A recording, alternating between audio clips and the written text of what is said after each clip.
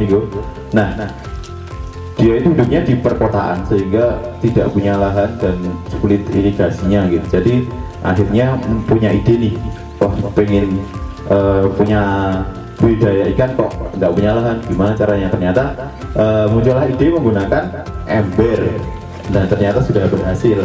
Nah sekarang sangat terkenal sekali budidaya ember itu, sudah ada banyak yang melakukan.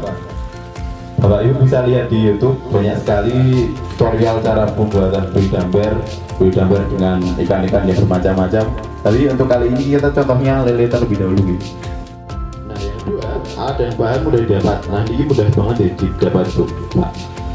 Di pasar atau di toko-toko pun udah banyak sekali. Tinggal nanti bisa dicari ataupun bisa memanfaatkan barang-barang bekas. Gitu Ibu. Jadi di atasnya nih Bu, dibolongi dua dulu untuk apa? Untuk wadah kawatnya. Jadi ini makanya ini dibolong pakai solder kalau punya. Kalau nggak punya nggak pakai apa? Paku panasi. Tapi pakai hitam-hitam nih gitu. Saya kemarin pakai paku hitam-hitam nih gitu. Karena pakai lilin. Nah pakai lilin itu karbonnya pakai nempel di pakunya jadi hitam-hitam. Nah nanti terus kita potong kawatnya sepanjang cm atau 15 cm juga boleh. Nah nanti tinggal dimasukkan di lubang yang dua tadi. Nah sebelum di situ di bawahnya juga harus dibolongi. Untuk apa dibolongi Bapak Ibu? Untuk masuk si airnya. Nah jadi namanya dibolongi seperti ini ya, banyak sekali supaya nanti airnya masuk. Terus akhirnya nanti digantolkan di sini. Gantolkan apa ya bahasanya? Dikaitkan. Nah digantolkan. Nah digantolkan seperti itu. Nah selain itu juga bisa menggunakan si tutupnya. Lambat ya Pak Bu, saya ambil lagi. Nah tutupnya ini memang dibolong-bolongi sesuai ukuran si gelas. Nah gelasnya mana, gelas kopi. Nah gelasnya makanya di gambar terus nanti tinggal dibolongi. Nah itu lebih sulit sih, lebih sulit, lebih memerlukan tenaga, tapi jadinya bagus nih kalau. Jadi fungsinya selain ini bisa menjadi tempat juga sebagai tutup. Misal nanti hujan tuh meluap, air meluap, si lelenya tidak keluar, tidak seperti itu. Terus nanti kita memasukkan si sayuran ya Bapak Ibu. Sayuran yang paling mudah adalah kangkung. Nanti jangan lupa dikasih apa nih? Arang. Pintar-pintar. Arangnya ini untuk apa Bapak Ibu? Ada yang tahu? Betul, sangat bagus sekali. Untuk menyerap si nutrisi-nutrisi yang ada di airnya, terus nanti diserap oleh akar. Biasanya ini 2 bulan. Kalau memang bibitnya bagus, pakannya rutin, perawatan baik, biasanya 2 bulan itu sudah boleh dipanen. Tapi memang kalau tergantung pemakanannya, tergantung perawatannya, dan tergantung bibitnya itu bagus apa enggak. Nah bisa 2 sampai 4 bulan lah. Ini kau Bapak Ibu.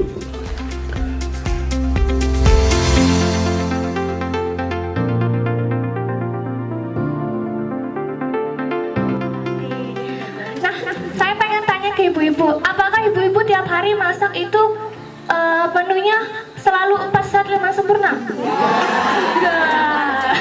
Soalnya susu larang ya ibu-ibu, larang alias mahal. Jadi susunya bisa diganti dengan protein yang lain. Misalnya apa, ibu? Air putih. Kan protein, misalnya susu kan dari protein ada 2. Nah ada nabati sama ada hewani. Nah kalau susu itu masuk ke yang mana? Hewani. Protein hewani. Kalau yang nabati contohnya apa? Tempe, tahu. Nah tadi kan susu, kan kita nggak selalu makan susu, minum susu. Jadi kan bisa diganti dengan protein yang lain. Kan kalau dulu itu ada pasar 5 sempurna. Nah sekarang itu udah diganti ibu-ibu slogannya. Bukan ibu-ibu, ini ada piring makanku, isi piringku, isi piringku. Nah kalau sekarang itu ada peraturan baru dari Kementerian Kesehatan Republik Indonesia. Nah di situ ada isi piringku. Jadi kalau misalnya di 4 serat 5 sempurna itu kita tidak tahu takarannya, tidak tahu porsinya. Ya paling asal aja sayur, makanan 2, susu, nggak tahu porsinya. Berarti itu udah 4 serat 5 sempurna ya. Tapi di sini sekarang peraturan baru itu ada porsi-porsinya. Aturan yang dianjurkan. Di sini ada setengah piring buah dan sayur. Jadi setengah piringnya itu harus ada buah dan sayur. Misalnya sayur dan sayur pun itu ada porsinya ibu-ibu. Bisa dibaca itu 1 porsi sayur setara dengan 1 gelas sayuran rebus dan sudah ditiriskan airnya. Jadi misalnya ibu-ibu mau diet bisa ngerebus bayam gitu, terus ngerebus kangkung gitu. Tapi ya karena diet itu perlu pengorbanan ya ibu-ibu ya. Tapi kalau yang rebus-rebus biasanya itu lebih sehat ya dibandingkan yang digoreng-goreng. Tumis juga sehat ya ibu-ibu, tapi jangan banyak minyaknya dan penyedapnya. Dikurangi dari buah jeruk manis. Nah kalau misalnya kita buah itu kan yang sering kita lihat itu yang di sini paling pepaya, pisang, ya ibu-ibu jeruk hasil panen sendiri. Ya kalau melon, apel ya mahal ya bu. Nah selanjutnya ini ada setengah piringnya lagi. Nah itu ada 1/3 lauk pauknya dan juga ada 2/3 makanan pokoknya.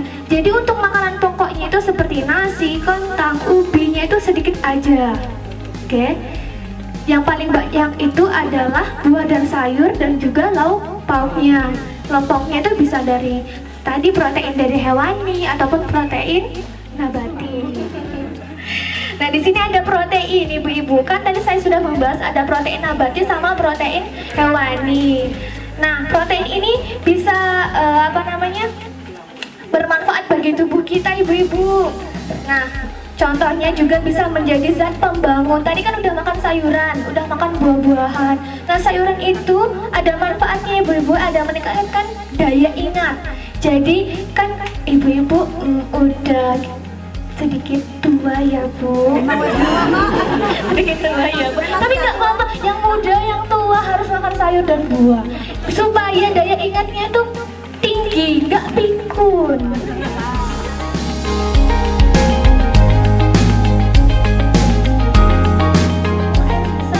Karena sayur dan buah itu mengandung apa ibu? Ada yang tahu? Nah, serat yang tinggi. Jadi kalau misalnya maaf ini ibu BAB-nya jarang sembelih kayak gitu. Jadi banyak makan buah dan sayur. Misalnya buahnya pepaya, pisang, itu tuh bisa melancarkan BAB gitu. Kalau misalnya anak-anak itu paling susah diajarkan untuk makan sayur dan buah. Betul tidak ibu-ibu? Nah betul. Cara mengakalinya gimana? Bisa ya ibu-ibu? Digoreng telur. Terus apa lagi? Dijus, iya. Terus apa lagi ibu-ibu? Kecenal genah. Ya pintar, ibu-ibunya udah bisa menerapkan kan. Jadi kalau misalnya anaknya susah makan, mungkin bisa dicampurkan itu dikreasikan. Misal dibuat jus kayak tadi. Misalnya anaknya gak suka makan buah yang langsung, misalnya di jus biar lebih enak. Tapi campuran untuk susu dan gulanya juga harus diperhitungkan ibu-ibu. Jangan nanti bermanis tambah susu yang banyak, tambah gula yang banyak. Jadi harus sesuai dengan porsinya gitu.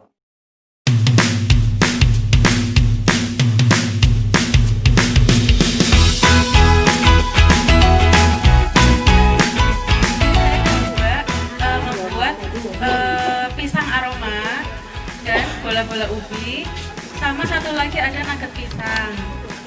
Nah sebenarnya jadinya seperti ini ya, ibu-ibu semua pasti sudah pintar. Di sini saya hanya ibaratnya hanya sharing apa sih olahan lainnya selain dibuat timus. Nah di sini saya mau bikin bola ubi. Nah ini sudah dihaluskan seperti ini. Selanjutnya nanti sudah dikupas ibu. Jadi nanti dikukus, langsung dihaluskan supaya mudah. Habis itu nanti dicampur dengan tepung maizena. Ibu perso nggih tepung maizena nggih. Nah, tepung maizena nanti dimasukkan ke sini. Lalu nanti ditambahkan dengan gula boleh. Kalau misalnya tidak menggunakan gula karena ini sudah manis nggih Bu nggih, nggak apa-apa nanti karena diisi dengan coklat atau meses. Jadi sudah manis tidak perlu dengan tambahan gula. Tapi kalau misalnya orang Jawa nggih Bu nggih ada suka manis, jadi nanti bisa ditambahkan dengan gula pasir atau gula pasir. Nanti dibuat bulat-bulat, lalu diisi dengan coklat atau meses. Nah, di sini ada coklat, saya bawa coklat dan ada juga meses. Itu untuk bola-bola ubinya. Nah, sudah jadi bulat, nanti langsung digulingkan di tepung yang sudah dicairkan, yang sudah dilarutkan dan digulingkan di tepung panir. Nanti jadinya seperti ini, Ibu. Nanti boleh ibu-ibu kalau mau nyicipin atau bawa, saya bawa beberapa.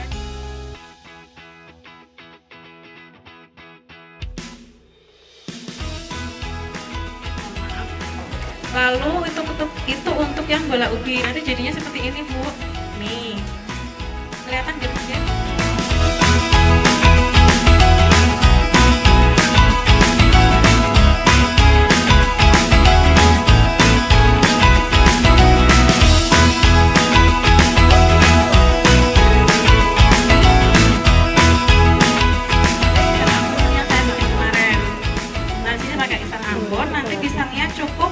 Dihaluskan saja kayak gini Bu,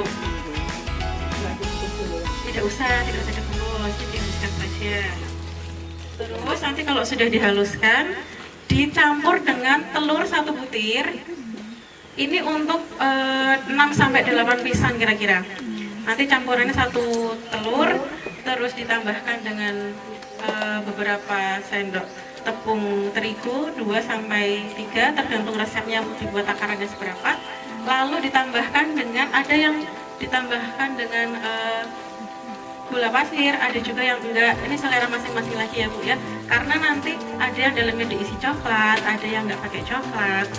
Terus kalau saya biar sedikit lebih padat, saya tambahkan dengan roti tawar. Nah, saya juga biasanya kalau untuk nugget ayam, nugget lele, saya tambahkan roti tawar supaya padat. Untuk beberapa resep tidak menggunakan roti tawar, hanya menggunakan terigu. Kalau sudah nanti dikukus, bisa pakai daun pisang, bisa pakai loyang 20-25 menit. Kalau sudah nanti ditunggu dingin, bolanya gelinding. Kalau sudah nanti ditunggu dingin, setelah dingin nanti baru bisa dipotong-potong. Kalau sudah dipotong-potong sama gitu ya seperti yang bola ubi tadi, nanti digulingkan dicelupkan di tepung terigu yang sudah dicairkan dan digulingkan di tepung panir. Nggih. Itu untuk nugget pisang ya, Bu nggih.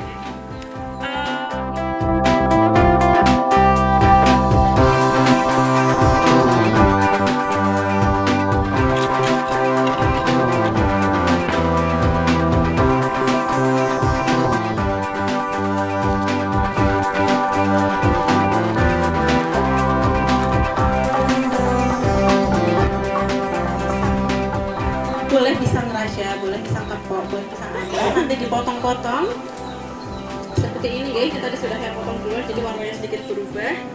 Ini. Lalu dimasukkan ke dalam kulit lumpia. Nah, sini saya pakai yang kulitnya warna bentuknya kotak ya Bu. Biasanya kalau di pasar-pasar yang lingkaran, isinya ada banyak banget. Saya pakai yang kotak. Dan di situ nanti dimasukkan saja di situ, diisi pisang, diisi coklat, boleh ditambahkan keju atau susu. Kalau sudah nanti digulung, bikin kayak lumpia seperti biasa. Nah, jadinya nanti kan seperti ini ya Bu ya. Boleh nanti bentuknya segitiga. Di sini saya bikin segitiga sama yang kayak lumpia yang digulung biasa. Nanti kalau sudah digoreng aja langsung dan hasilnya akan seperti ini. Kelihatan nggak Bu ya? Tuh Bu, jadi sudah jelas nggak?